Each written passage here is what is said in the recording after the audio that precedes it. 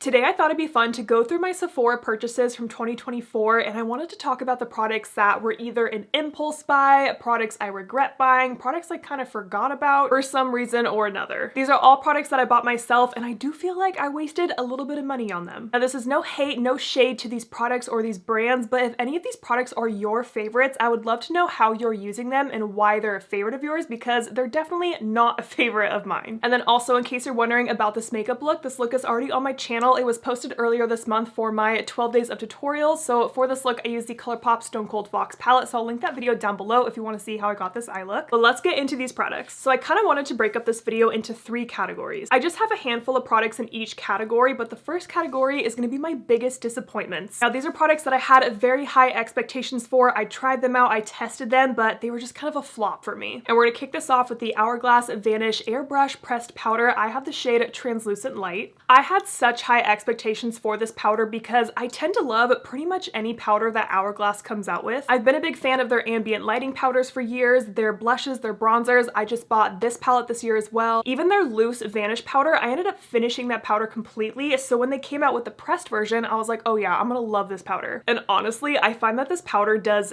absolutely nothing for me. Now this is supposed to be a sheer pressed powder. It's supposed to reduce your shine and give you an airbrush finish. But every time I go to use this powder, I don't find that it sets my makeup. I don't really think it reduces my shine at all. And I would just always see it sitting on top of my skin. And that's just frustrating because this is a $54 powder. Now, if I had to recommend a powder that does reduce shine, kind of blur my skin, and even gives it a little bit of coverage, I would definitely recommend the Charlotte Tilbury Airbrush Flawless Finish Setting Powder. I've gone through about 2 or 3 of these powders at this point. I have the shade 1, and this powder does set my makeup so beautifully, gives me a little bit of blurring, and I like the little bit of coverage that it has. So yeah, the Hourglass one was just a big disappointment for me. Now the next product that was a big disappointment, and I feel like everyone's kind of on the same page about this product, is the Patrick Ta highlighters that launched earlier this year. Now I was so excited to see Patrick Ta coming out with highlighters. I mean, we all were, because I love a lot of his products, the blushes, the eyeshadows, and Patrick Ta in general is just a brand that I do really like, so I was excited to see highlighters. Now I love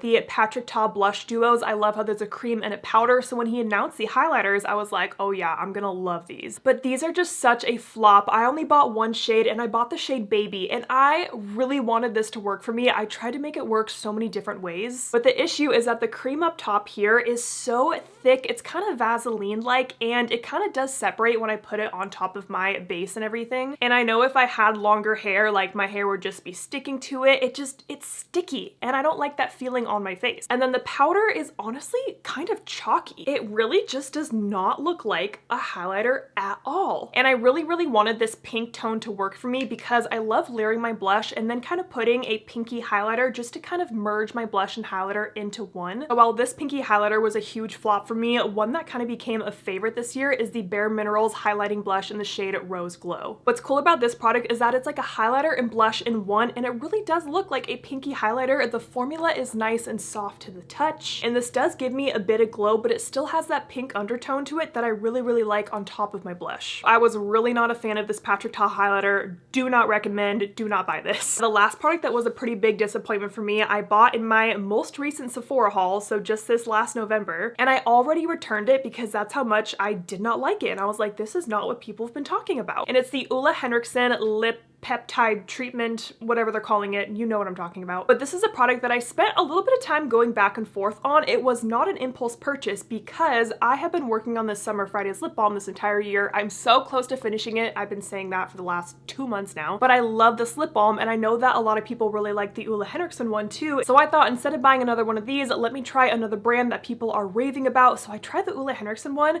and I did get the vanilla flavor. It had a little bit of a nude tint to it, which I really thought that I was gonna like. But the first time I applied it, it tasted so chemically. So I tried out that lip treatment for a few days, and it was just a big miss for me. It was not as good as people have been saying it is. It is possible that maybe I just got like a bad batch or something, because I had some comments saying that they haven't had that problem, but then some other people said they have had that issue, just kind of depending on which shade you get. At this point, I'm still a big fan of the Summer Fridays lip balm, and I do think once I finish this one, I'll repurchase another Summer Fridays. But another reason why I like the Summer Fridays one a lot is because of the applicator. This one has a nice little curve to it, so it really does like hug your lips as you apply it, where the Ole Henriksen one was just kind of like a little stiff applicator. I really like when a product has a nice experience of applying the product, and I just didn't get that with the Ole Henriksen. The next category I want to talk about are products that were an impulse purchase. These were products that I kind of just bought on a whim because I was excited. I didn't really think about myself and my personal preferences when I bought these products. So the first one is a Patrick Ta blush. Now I know I just said I love the Patrick Ta blush formula, and that is true, but this shade was definitely an impulse buy for me. So I impulsively bought this shade, She's the Moment. When have you ever seen me wear this bright of a blush? Let me explain to you what happened. So when I first wanted to try the Patrick Ta blush formula, I think it was about 2 years ago now, I bought the shade She's Blushing. Now this is a beautiful dusty rose color, and this is the one that made me fall in love with the Patrick Ta formula. But I always felt like the shade was just a little bit too deep for me. I found myself having to use a pretty light hand when I use this shade. So this past spring, Patrick Ta came out with a few more shades of the blush, and I was very, very excited because one of the shades looked perfect for me, and that is the shade Not Too Much. Now this is a soft rosy taupe, and this really has become like kind of my all-time favorite blush. I've said this a few times, but if I could only keep one blush out of my entire collection, it would be this blush. And I just bought this one this year, and I already hit pan on the cream shade. So anyways, when the new launches happened, I saw this shade and I was like, oh my gosh, I have to have that. That looks like something I'll use all the time. I also saw this like bright peach one, and I was like, oh my gosh, let me get that one too. Like that'll be so fun for summer. I'm gonna wear this all the time. I think I've worn this twice, and both times that I wore it, I just kind of felt like a clown, honestly. It is just way too bright of a shade for me. I don't think it looks good on me. It's not flattering at all. So this shade in particular was such an impulse buy. I'm pretty sure I'm gonna declutter it this year, but if I had to recommend one of the Patrick Ta blushes, please check out Not Too Much. It is my favorite. Sticking with the blushes, another impulse purchase for me was the Rare Beauty blushes. And I think what was impulsive of me is buying 2 shades. Kind of a similar thing that happened with the Patrick Ta. I got excited, I saw the blushes, so I bought 2. When I've kind of learned this year that if I see a product that I like, I should just buy it in one shade, see if I like it, and then kind of go from there. So I ended up buying 2 shades of the Rare Beauty blush. I have Cheer and Hope. I just find that these are a very tricky formula to use. It's funny because online and just like TikTok I've seen, they look so beautiful, but in person, they're very sparkly, very pigmented, and just kind of tricky to use. The only way that I've made this blush work is if I use a super duper fluffy brush and just kind of do like a light layer all over my cheek. I really can't apply this like most typical powder blushes in my collection. And even though I saw some pretty negative reviews of these blushes, I still wanted to try it myself, bought 2 shades, didn't like it. If you're someone that is still using these blushes, I would love to know what shade is your favorite and how you like to use it. I have another Rare Beauty product that was an impulse buy, and that is the Tinted Pressed Finishing Powder, and I have the shade Ivory. This purchase was so impulsive for me. I remember I saw it launch, I added it to cart, and I was like, yep, it's Rare Beauty, I'm gonna love it. And I really wanted to like this, but it's kind of a similar thing to the Hourglass powder I talked about earlier, where I don't really notice any kind of difference with this powder, and I find that my skin looks worse with this on. And also the shade range is just kind of terrible. This is the shade Ivory, and like this looks like a medium yellowy shade. I believe this is the second lightest shade, but look how dark it is. Going back to that Charlotte Tilbury powder, again, this is a shade 1.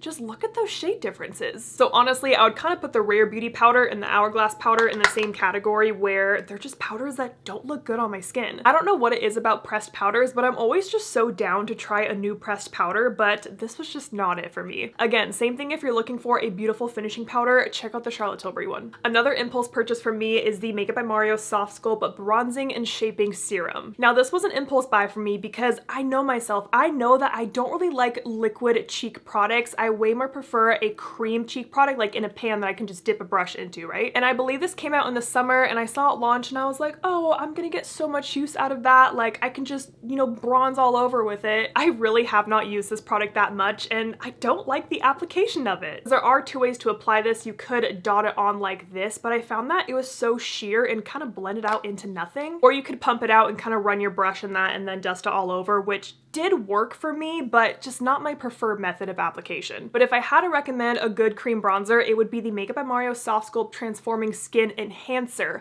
Look at the pan in this guy. This is such a beautiful cream bronzer. It goes on so smoothly and has like the perfect amount of pigment to it. It's not too soft, but not too pigmented. I find that I can wear this on like a no makeup kind of day or really layer it up for more of a full glam kind of day. And this product came out first, so I think because I love this one so much, I had pretty high hopes for this, but just knowing myself and my style of application, this one's so much better. Now, the last impulse purchase is another one that I just bought in my recent Sephora order, and I know it's an impulse purchase, but I'm just like hoping it's gonna continue to work for me, and that is the Gucci bronzer. So I bought this in the lightest shade, shade 1, and I bought this because I saw Jen Phelps really raving about this bronzer. Jen and I have a very similar kind of skin tone where we're both more cool leaning, and because I've been self-tanning so much less, like I've honestly kind of stopped self-tanning altogether, I'm kind of looking for products that are gonna work more for my pale skin, so products that don't pull super orange, because a lot of bronzers pull very orange on me. And so when the Sephora sale was happening, I had my cart like ready to go, and then I watched one of Jen's videos where she mentioned this bronzer, and I just immediately added it to my cart and checked out. So like I really didn't think about this purchase. I didn't sit down, you know, and look at the other bronzers in my collection. I just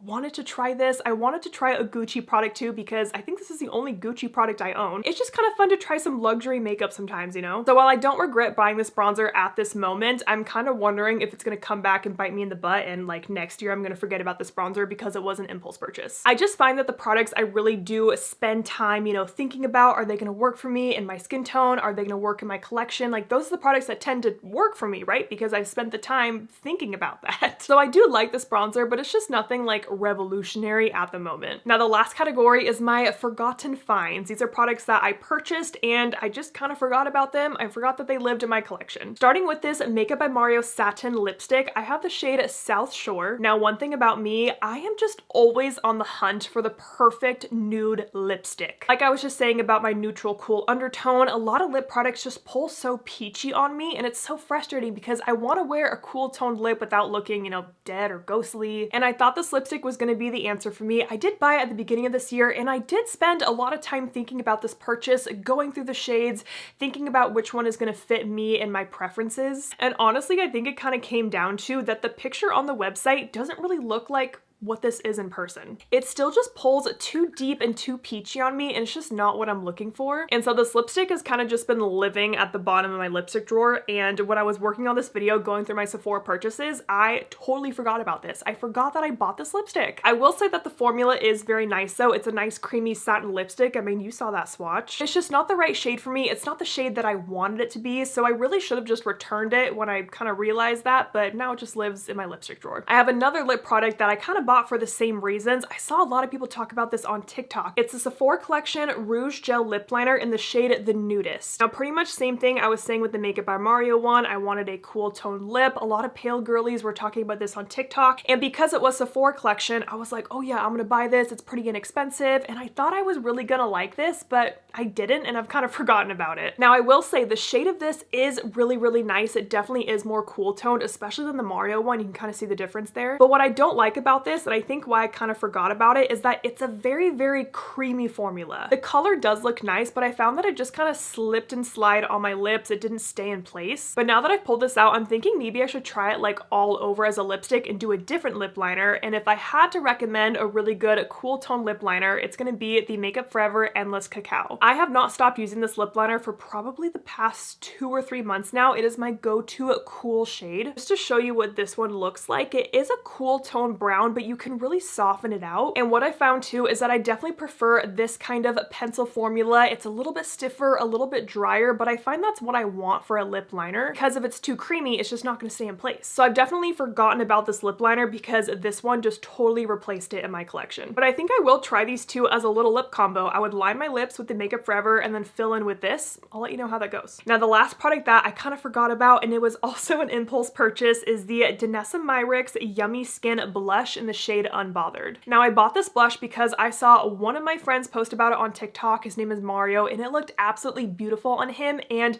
I really wanted to try this because kind of going back to that Patrick Ta pinky highlighter, I love a light pink shade to blend my blush and highlighter kind of into one. And so when I bought this, I did use it quite a bit. I think it was in the summer months or so, but ever since summer ended, it just kind of lives in my cream blush drawer and I've totally forgotten about it. And I'm also thinking now this shade just might be a little bit too bright and peachy for me. It kind of similar to that Patrick Ta blush. The Patrick Ta is definitely brighter, but I think these shades that lean a little bit more corally peachy, they're not really for me. I think I do prefer more of a cool tone pink. I honestly think I need to grab this product out and try to play around with it some more, especially now in the winter months. But I gotta say too, Danessa Myricks products in general, they're a little bit confusing to me, especially like the whole Yummy Skin line. Even this product says it's a blurring balm powder. And I think that can be kind of confusing. It's confusing to me. So it's like, it is a balm, but at what point in my makeup do I put this on? Can I put powder on top of this? Is it gonna look cakey? I don't know. So I don't think I'll declutter this product this year. I definitely want to get some more use out of it, but I definitely forgot about it within the past couple months. So after going through all of these products, I feel like I've noticed a little bit of a theme, and there are a few brands that I'm just so interested in their products, and whenever they come out with something new, I immediately want to try it because I just love that brand. Specifically, Patrick Ta, Makeup by Mario, and Rare Beauty. Like whenever any of those brands come out with a product, I'm always like, ooh, do I need to try that? Would I like that? I feel like I need to be better in asking myself the questions of, do I need this product? Do I have something similar to it? Is this a type of product that I even like to use? Is it gonna fit into my routine? Those are the questions I do try to ask myself when I'm buying a new makeup product, but sometimes I'm just too excited about a certain product and I end up buying it and regretting it. It happens to all of us, you know? I would love to know what are some of your guys' least favorite purchases of this year. Again, we all do it. We all spend our money on some things that just don't work out for us. It happens. So I hope you guys enjoyed this video. Thank you so much for watching, and don't forget to like and subscribe.